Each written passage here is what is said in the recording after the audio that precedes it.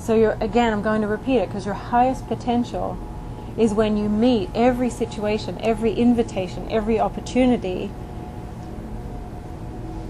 and make the choice towards the highest possible outcome for that opportunity, for that invitation, for that circumstance, for that happening.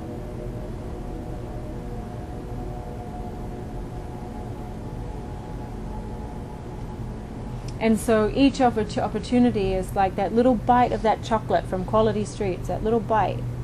Take another little bite, another little bite, and then it creates the whole experience of the box of chocolates.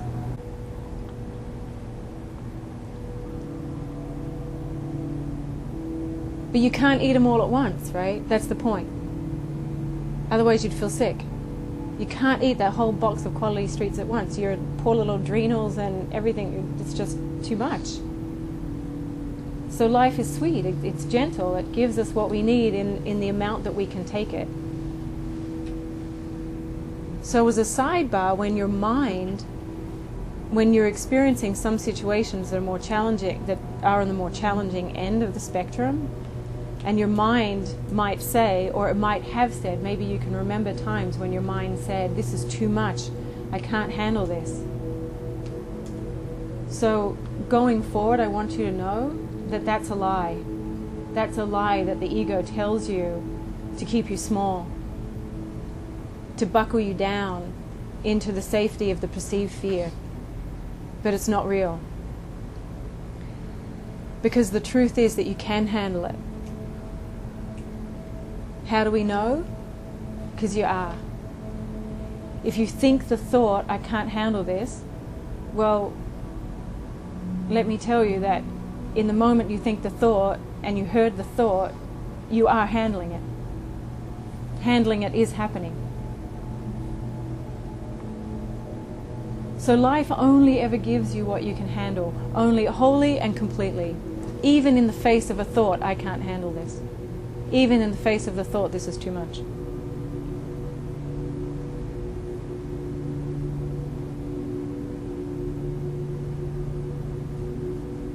So what's a more true thought?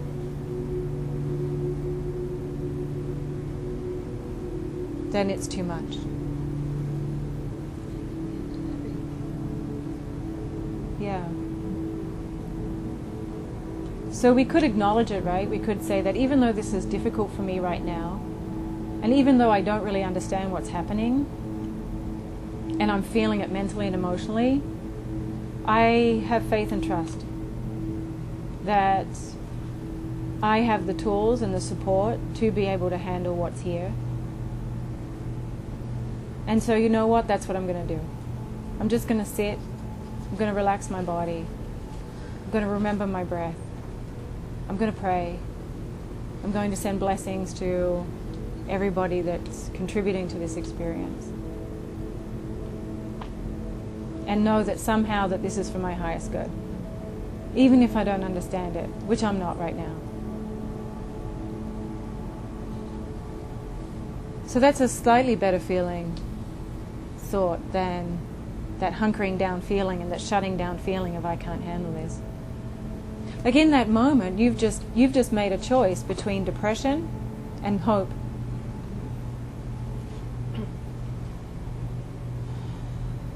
Just like that.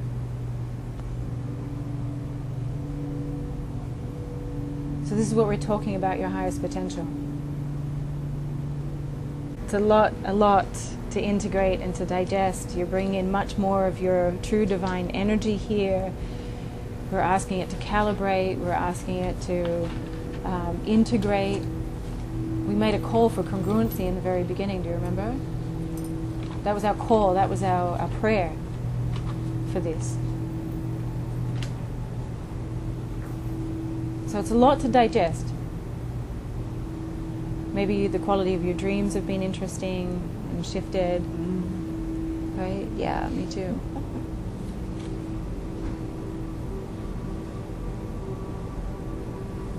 So we've gone from the very beginning to being at the level of mind of taking life literally, to now having practice in perceiving our life symbolically. So if we continue taking life literally, it means that you're the victim. Because life does things to you. People do things to you. Can you believe what he said to me? Can you believe how she treated me? That's literal.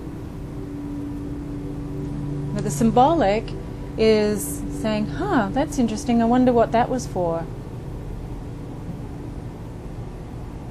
What is that person? Why I really need their approval, and they're not giving me that approval.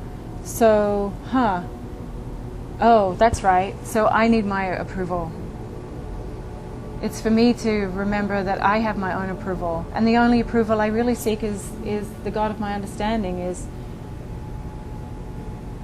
the approval of my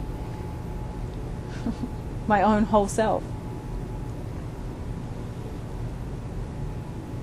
Or perhaps you recognize that, oh, that's the victim in them. Remember from last week? And it's waking up the wounded child in me.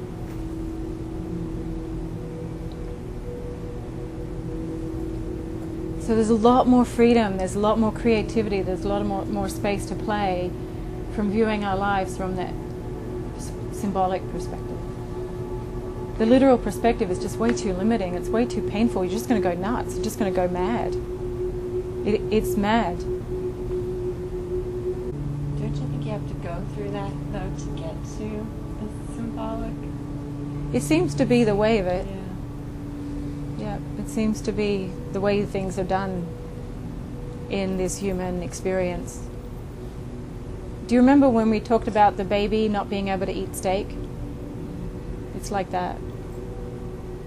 We have to grow the energetic fortitude, because if we had our full potential,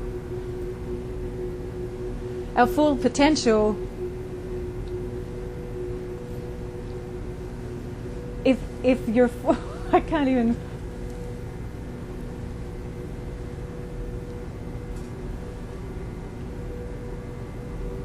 You would transcend. If I can't even find it. If your whole self was here, if your whole full true nature potential was here, you wouldn't be. You couldn't be. You literally couldn't be. Because that full true divine potential nature is already only knows itself as whole and complete. It doesn't know itself. It is the congruency.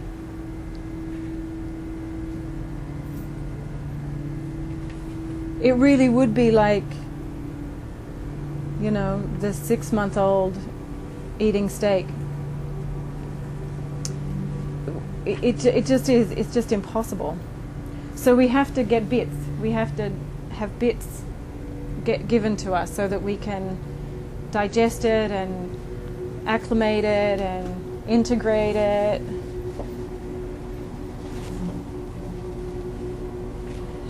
Oh, and also, everybody would have to come too.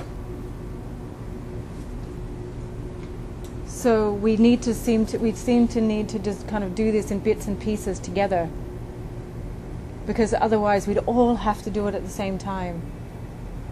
It's too much of otherwise we would be the only sane being amongst madness.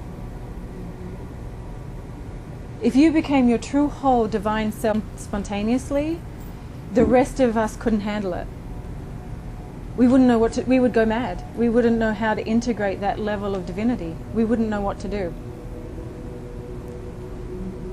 And people didn't know what to do in the story. If we look at the story of Jesus, they didn't know what to do. They killed him. That's what people do in the face of divinity. They kill it because it's not compatible with that which they know themselves to be, which is that small, separate, wrong, bad self. And so watch how you kill that part of you. That's hence your know thyself question. Notice, pay attention to how you kill that in you, that divinity in you. And when you notice it, what do you do? Just accept it. Yeah, so when you notice it, it's great that you've noticed it. That's half of it right there. It's bringing that which was unconscious to be conscious. That's what we're doing here. We're pulling that which is unconscious, these unconscious patterns, out to be seen, so that they can't scuttle under the rocks anymore.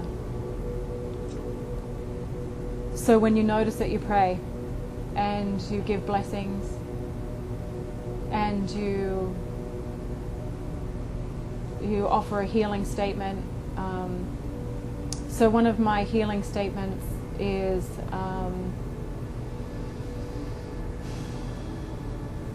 that which exists inside of me that I've been blind to see, that this situation or this person is reflecting back at me to see.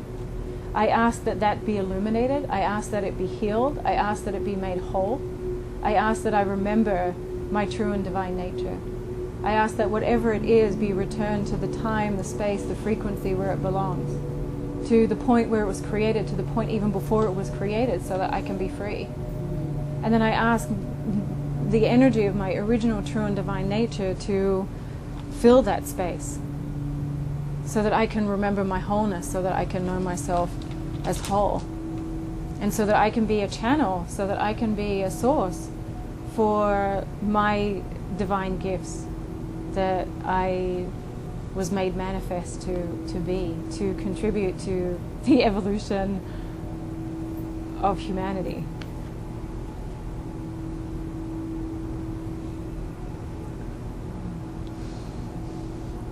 Something like that.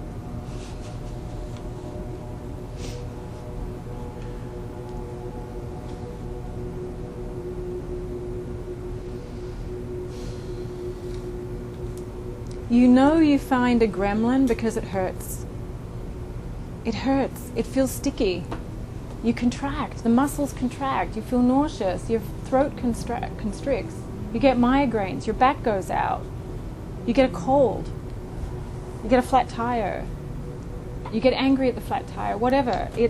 You know that you've found a reptile, a gremlin, something that hasn't been illuminated, something that hasn't been seen, something that's still in the shadow.